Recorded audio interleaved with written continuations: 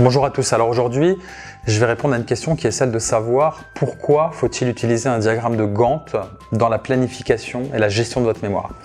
Alors le diagramme de Gantt c'est un outil qui vous permet de vraiment planifier au mieux la rédaction de votre mémoire. Alors on l'a déjà abordé dans une autre vidéo, mais la planification dans la rédaction de votre mémoire est absolument fondamentale. Pourquoi ?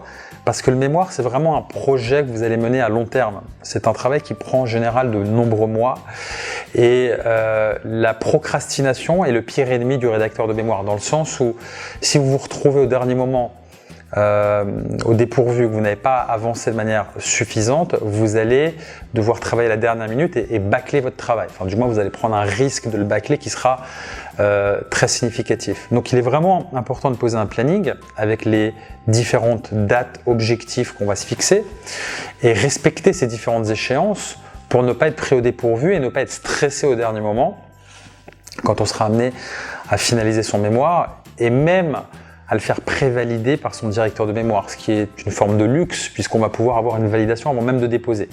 Mais cette organisation, elle est compatible avec une gestion adéquate du planning en amont de la rédaction, enfin pendant la rédaction du moins.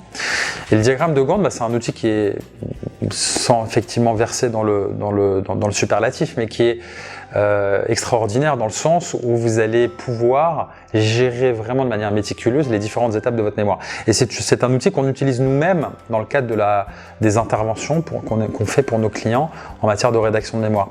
Donc le diagramme de Gantt va vous permettre de faire un suivi par partie, va vous permettre de savoir quand il faut ajuster ou corriger quelque chose, va vous permettre de savoir quand il faut revenir à un élément qui n'a pas été finalisé précédemment. Par exemple, vous avancez sur vos entretiens pendant, par exemple, la rédaction de la partie théorique. Si vous avez finalisé vos entretiens mais que vous n'avez pas encore finalisé la partie théorique, il faut clairement avoir une visibilité sur le fait que la partie théorique reste encore à peaufiner, qu'il y a des ajustements à faire, qu'il y a des concepts que vous n'avez pas encore abordés, qu'il y a des ouvrages que vous n'avez pas encore cités, etc., etc. Et le fait d'avoir ce suivi partie par partie vous permet de savoir quelle tâche a été finalisée, quelle tâche est en suspens, quelle tâche reste à réaliser. Vous avez des outils tels que Asana par exemple, vous avez qui est très bien pour ce faire, donc pour cet usage. Et vous allez avoir vraiment un suivi sur toute la période, vous allez pouvoir vous laisser des marges de sécurité, vous allez pouvoir savoir quand est-ce que ça a été validé par votre directeur de mémoire, etc. etc.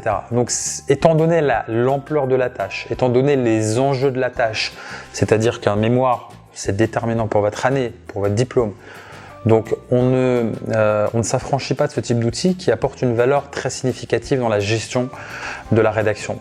Donc je vous invite vivement, je vous exhorte même à utiliser ce type d'outil. Voilà, j'espère que cette vidéo va vous convaincre éventuellement si vous ne le saviez pas, si vous étiez hésitant quant à l'utilisation de ce type d'outil, quant à justement la gestion de la rédaction de votre mémoire. Et je vous souhaite bon courage et réussite pour cette rédaction.